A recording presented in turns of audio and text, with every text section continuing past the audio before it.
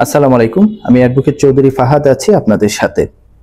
সাধারণ বিচার প্রার্থীদের একটি কমন প্রশ্ন হচ্ছে, একটি মামলা কতদিনের মধ্যে শেষ করা যায়? যদিও এই প্রশ্নের এক কথায় কোনো উত্তর নেই। সেটা এই কারণে যে আমরা জানি যে একটি মামলা সাধারণত দুই ভাগে দায়ের করা যেতে পারে। একটি হচ্ছে থানায়, যেটিকে জিআর মামলা বলা হয়ে থাকে, আরেকটি হচ্ছে কোর্টে দায়ের করা, অর্থাৎ কমপ্লেইন্ট রেজিস্টার্ড কেস। একটি জিআর মামলা অর্থাৎ জেনারেল রেজিস্টার্ড কেস, আরেকটি হচ্ছে কমপ্লেইন্ট কেস সিআর মামলা। এই দুটি মামলার গতি প্রকৃতি সম্পূর্ণ ভিন্ন রকমের। অর্থাৎ আমাদের যে ফৌজদারি কার্যবিধি আছে সেই আইন অনুযায়ী দুটি মামলার শুরু এবং শেষ সেখানে বিভিন্ন মত পার্থক্য রয়েছে, আইনি বিভিন্ন পার্থক্য রয়েছে। প্রথমত আমরা যদি বলি যে একটি জিআর মামলা যখন শুরু হয়, থানায় যখন কোনো একটি মামলা দায়ের হয়, সেই মামলাটি প্রথমে ইনভেস্টিগেশন হয়। ইনভেস্টিগেশন হওয়ার পরে পুলিশ রিপোর্ট দাখিল হয়। পুলিশ রিপোর্ট দাখিল হলে সেটি চার্জশিট হতে পারে কিংবা ফাইনাল রিপোর্ট হতে পারে। চার্জশিট মানে হচ্ছে যখন কোনো একটি অভিযোগের সত্যতা তদন্তে যখন বেরিয়ে আসে তখন সেটিকে বলা হয় চার্জশিট। আর যদি অভিযোগে সত্যতা পাওয়া না যায় তাহলে সেটিকে ফাইনাল রিপোর্ট অর্থাৎ চূড়ান্ত রিপোর্ট বলা হয়ে থাকে। আর দুটি রিপোর্টকেই একত্রে বলা হয়ে থাকে পুলিশ রিপোর্ট। আর এই পুলিশ রিপোর্ট আসার পরে মামলাটি বিচারের জন্য প্রস্তুত হবে। বিচারের জন্য প্রস্তুত হওয়ার পরে সেখানে চার্জ গঠন হবে, তারপর সাক্ষী পর্ব শুরু হবে, এরপরে আর্গুমেন্ট হবে, এরপরে রায়ের পর্যায়ে চলে যাবে। সুতরাং একটি দীর্ঘ প্রক্রিয়ার মধ্য দিয়ে একটি মামলা শুরু থেকে শেষ হয়। অন্যদিকে একটি কমপ্লেইন্ট রেজিস্টার্ড কেস যেটি কোর্টে দায়ের করা হয়ে থাকে, এই মামলাটি দায়ের করার পরে বিজ্ঞ আদালত মামলাটি তদন্তের জন্য কোনো এজেন্সিকে দায়িত্ব দিতে পারে, হতে পারে সেটা পিবিআই, পুলিশ কিংবা অন্য কোনো এজেন্সিকে, অথবা মামলাটি তিনি সরাসরি এজাহার হিসেবে নেয়ার জন্য থানাকে দায়িত্ব দিতে পারে।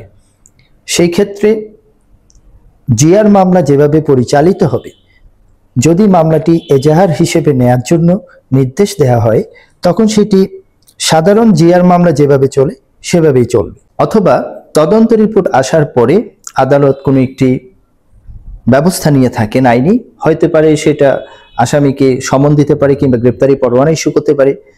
এভাবেই পরবর্তী ধাপগুলো যায়, অর্থাৎ চার্জ গঠন, সাক্ষী পর্যায়, এরপরে রায়ের পর্যায়। তুলনামূলকভাবে সিআর মামলা যেগুলো, এই মামলাগুলো নিষ্পত্তি করা যতটা সহজ, জিআর মামলা অর্থাৎ যেখানে রাষ্ট্রবাদী হয়ে মামলা পরিচালিত হবে, এই মামলা নিষ্পত্তি করাটা কিছুটা সময় সাপেক্ষ ব্যাপার রয়েছে। সেটি এই কারণে আমরা আজকে জানবো যে একটি মামলা শেষ হতে কতদিন সময় লাগতে পারে।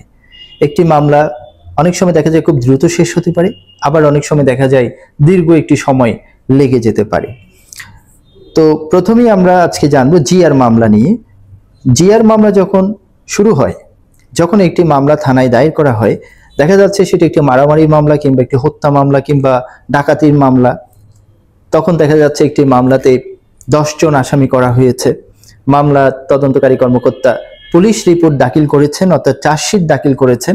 চার্জশিটের মধ্যে দেখা যাচ্ছে 5 জন আসামির নাম চার্জশিটে এসেছে, বাকি 5 জনের নাম অভিযোগের সত্যতা পাওয়া না যাওয়ায় তাদেরকে চার্জশিট থেকে বাদ দেওয়া হয়েছে, অর্থাৎ ফাইনাল রিপোর্ট দাখিল করা হয়েছে। সেই ক্ষেত্রে দেখা যাচ্ছে বাদী পক্ষ এই রিপোর্টের উপর সংক্ষুব্ধ হয়ে তারা নারাজির দরখাস্ত দিয়েছেন। নারাজির দরখাস্ত অ্যাকসেপ্ট হওয়ার পরে মাননীয় সিনিয়র জুডিশিয়াল ম্যাজিস্ট্রেট মহোদয় তিনি মামলাটি পুনরায় ইনভেস্টিগেশন করার জন্য পিবিআই কে বা সিআইডি কে দায়িত্ব দিয়েছেন। একইভাবে পিবিআই যদি একটি রিপোর্ট দেয়, সেখানে যে বাদ পড়া যে 5 জন রয়েছে সেখান থেকে 2 জনের নাম ইনক্লুড করেছেন, বাকি 3 জনের নাম বাদ দিয়েছেন। তাতেও বাদী যদি সংক্ষুব্ধ হয় তারা পুনরায় নারাজি দাখিল করেছেন। সেই নারাজিও যদি বিজ্ঞ সিনিয়র জুডিশিয়াল ম্যাজিস্ট্রেট মহোদয় অ্যাকসেপ্ট করে থাকেন, তাহলে ওই নারাজির উপর পুনরায় অন্য কোনো তদন্তকারী কর্মকর্তা আরেকটি রিপোর্ট দিয়েছেন। এভাবে একটি মামলা শুধুমাত্র রিপোর্ট আনা, নেয়া, হওয়া না হওয়ার উপরেই অনেক সময় চলে যাচ্ছে। তো দেখা যাচ্ছে এরকম একটি রিপোর্ট, পূর্ণাঙ্গ রিপোর্ট যদি এক দাগেই চলে আসে, প্রথম চার্জশিটে যদি সবকিছু সত্যতা পাওয়া যায়, তাহলে মামলা দ্রুত বিচারের জন্য প্রস্তুত হয়ে গেল। কিন্তু বাদীর বিভিন্ন কারণে অকারণে নারাজির দরখাস্ত দেওয়ার কারণে বা পুনরায় ইনভেস্টিগেশনের কারণে মামলাটি দীর্ঘায়িত হতে পারে। এটি হচ্ছে দীর্ঘায়িত হওয়ার একটি কারণ। আরেকটি কারণ হচ্ছে এই তদন্ত রিপোর্ট, যেটা কথা আমরা এখন বললাম, তদন্ত রিপোর্টে দেখা যাচ্ছে 10 জনকে অভিযুক্ত করা হয়েছে, চার্জশিট দেওয়া হয়েছে। তাহলে প্রশ্ন করতে পারেন, মামলা তো দ্রুত প্রস্তুত হয়ে গেল বিচারের জন্য, তাহলে এখন দীর্ঘায়িত হওয়ার কারণটা কি? অনেক সময় দেখা যায় ওই চার্জশিটভুক্ত 10 জন আসামির কোনো আসামি যদি পলাতক থাকে, সেই ক্ষেত্রে পলাতক আসামির বিচার করার জন্য কিছু আইনগত বিধিনিষেধ আছে, যেটাকে আমরা পলাতক আসামির বিরুদ্ধে বিচার যখন করে সেটাকে আমরা বলে থাকি ট্রায়াল ইন অ্যাবসেন্সিয়া, অর্থাৎ আসামির অনুপস্থিতিতে বিচার। কিন্তু আসামির অনুপস্থিতিতে যখন কোনো মামলা বিচার করতে যায় তখন সেখানে কিছু বাধ্যবাধকতা রয়েছে, অর্থাৎ পলাতক আসামির বিরুদ্ধে হুলিয়া জারি হবে, মালক্রুকের অর্ডার হবে, পেপার বিজ্ঞপ্তি হবে। এই প্রসিডিউরগুলো সম্পন্ন করতে বেশ কিছু দিন সময় চলে যেতে পারে।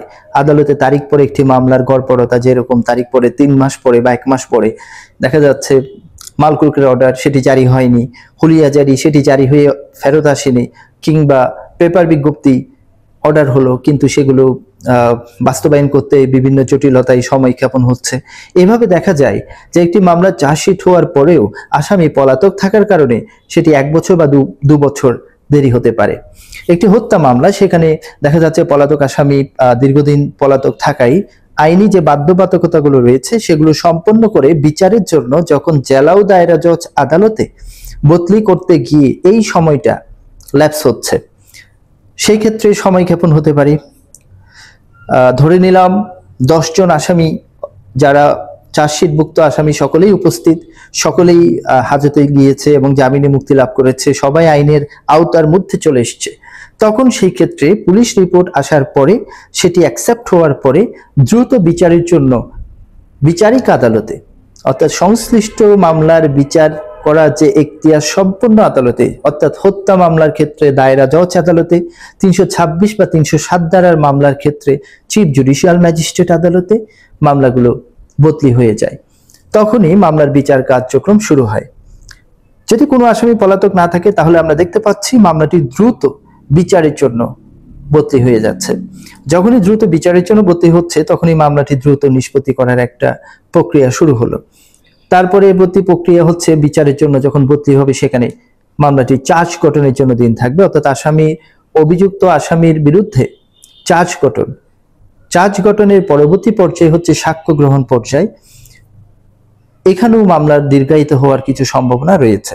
চার্জ গঠন হওয়ার পরে দেখা যাচ্ছে সাক্ষীর জন্য দিন পড়ছে, অথচ সাক্ষী হাজির হচ্ছে না। সেই ক্ষেত্রে সাক্ষীদেরকে হাজির করার জন্য রাষ্ট্রপক্ষ কিছু স্টেপ নিয়ে থাকে, তাদেরকে নোটিশ জারি করে, NW ইস্যু করে, প্রয়োজনে ওয়ারেন্ট দিয়ে ধরে নিয়ে আসার ব্যবস্থা করে। সেই ক্ষেত্রে দেখা যায় যে সাক্ষীরা আসতে যত বিলম্ব হয় ততই মামলা নিষ্পত্তিতে দীর্ঘায়িত হয়। আবার অনেক সময় দেখা যায় যে সংশ্লিষ্ট পক্ষ মামলার, অর্থাৎ বাদী পক্ষ যদি ইন্টারেস্টেড হয় একটি মামলা দ্রুত নিষ্পত্তি করার জন্য, তারা তাদের সাক্ষী যারা রয়েছে তাদের সাক্ষ্য গ্রহণ পর্যায়ে দ্রুত ত্বরান্বিত করার জন্য তাদেরকে আদালতে হাজির করে, সেই ক্ষেত্রে দেখা যায় মামলাটি দ্রুত নিষ্পত্তি হচ্ছে এবং রায়ের পর্যায়ে চলে যাচ্ছে। তো অনেক সময় সাক্ষীদের অনীহা এবং বাদীর অনীহা, মামলার যে স্টেপগুলো রয়েছে সেই স্টেপগুলো সঠিকভাবে পরিচালনা না করার কারণে মামলা দীর্ঘায়িত হয়। বিষয়টি সম্পূর্ণ আইনের বিষয়। আইনি যে প্রক্রিয়া রয়েছে সেই প্রক্রিয়া ব্যতি রেখে মামলা দ্রুত নিষ্পত্তি হওয়ার কোনো সুযোগ নেই। আবার অনেক সময় দেখা যায় মামলার চার্জশিট হওয়ার পরে বিচারের পর্যায়ে গিয়ে বাদী এবং আসামিদের মধ্যে আপোষ হয়ে গেল, সেক্ষেত্রে আপোষে সাক্ষী দিলে মামলা দ্রুত নিষ্পত্তি হয়ে যাচ্ছে। সুতরাং সেটা একদিনের ব্যাপার। মামলা নিষ্পত্তি যদি আপোষ হয় সেই ক্ষেত্রে মামলা নিষ্পত্তি করা একেবারেই সহজ। আমরা আমাদের যে আজকের আলোচনা, যে একটি মামলা নিষ্পত্তিতে কত সময় লাগতে পারে, সেখানে জিআর মামলার বিষয়টি আপনাদেরকে বললাম এই কারণে যে জিআর মামলায় রাষ্ট্রবাদী, এই মামলাগুলো দ্রুত নিষ্পত্তি করায় কিছুটা জটিলতা রয়েছে। একইভাবে যদি কোনো মামলা সিআর মামলা, অর্থাৎ কমপ্লেইন রেজিস্টার্ড কেস মামলা হয়ে থাকে, বিজ্ঞ সিনিয়র জুডিশিয়াল ম্যাজিস্ট্রেট আদালতে যদি বাদী কোনো মামলা দায়ের করে থাকেন, সেই ক্ষেত্রে মামলার যে প্রক্রিয়া রয়েছে অর্থাৎ স্টেপগুলো রয়েছে, মামলা দায়ের হওয়ার পরে ইনভেস্টিগেশন পর্যায়ে, চার্জ গঠন পর্যায়ে, সাক্ষ্য পর্যায়ে, এখানে মামলা নিষ্পত্তি করা একেবারেই সহজ। এই কারণে যে আইনের বিধানেই রয়েছে, বাদী যদি কোনো মামলা চালাতে না চায় তাহলে তিনি মামলা প্রত্যাহারের একটি আবেদন করতে পারে, 1 নাম্বার। দ্বিতীয় নাম্বার হচ্ছে, যদি কোনো কারণে বাদী এবং আসামি আপোষ হয়ে যায় তাহলে আদালতে যে কোনো পর্যায়ে পুট আপ দিয়ে মামলা নিষ্পত্তি করার দরখাস্ত দাখিল করলে সেক্ষেত্রে মামলা নিষ্পত্তি হয়ে যাচ্ছে। একইভাবে বাদী যদি ধারাবাহিক আদালতে অনুপস্থিত থাকে সেক্ষেত্রে আইনের বিধান রয়েছে বাদীর অনুপস্থিতিতে মামলা খারিজ হওয়ার, এবং সিআর মামলা যে সাক্ষ্য পর্যায়গুলো রয়েছে সেখানে নির্ধারিত তারিখে যদি সাক্ষী আনা না হয় বা একবার দুবার সুযোগ দেওয়ার পরেও যদি সাক্ষী আনা না হয় তাহলে মামলাটি বিজ্ঞ আদালত খারিজ করে দিতে পারে। তো সুতরাং সিআর মামলা সম্পূর্ণ বাদীর আগ্রহের উপরেই নির্ভর করে, কিন্তু জিআর মামলার ক্ষেত্রে রাষ্ট্রবাদী হওয়ার কারণে, সরকার বাদী হওয়ার কারণে যে স্টেপগুলো রয়েছে সেগুলো পূর্ণ না হওয়া পর্যন্ত মামলা নিষ্পত্তি হওয়ার কোনো সুযোগ নেই। অর্থাৎ চার্জ গঠন হতে হবে, সাক্ষ্য পর্যায়ে হতে হবে। কিন্তু কিছু কিছু মামলা রয়েছে যে মামলার নিষ্পত্তির বিষয়টা সম্পূর্ণ আলাদা।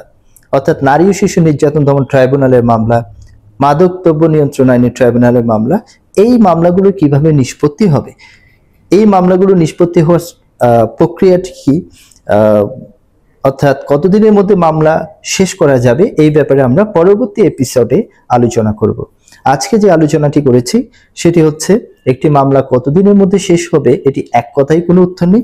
দেখতে হবে এই মামলাটি জিআর মামলা নাকি সিআর মামলা, এবং মামলার অভিযোগপত্র দায়ের হওয়ার পরে মামলা দীর্ঘায়িত হওয়ার কি কারণ রয়েছে। পুলিশ রিপোর্টের কারণে হতে পারে, আসামি পলাতক থাকার কারণে হতে পারে, মামলাটি বিচারিক সাক্ষ্য পর্যায়ে সাক্ষীদেরকে দ্রুত নিয়ে আসতে না পারার কারণে হতে পারে, আরো বিবিধ আইনি জটিলতার কারণে মামলা দীর্ঘায়িত হতে পারে। একইভাবে বাদী যদি চায়, সংবাদদাতা যদি চায়, তাহলে এটি মামলা দ্রুত নিষ্পত্তি করার জন্য তারা ব্যবস্থা নিতে পারে। সবাইকে অনেক ধন্যবাদ। পরবর্তী এপিসোড দেখার জন্য আমন্ত্রণ রইল। আসসালামু আলাইকুম।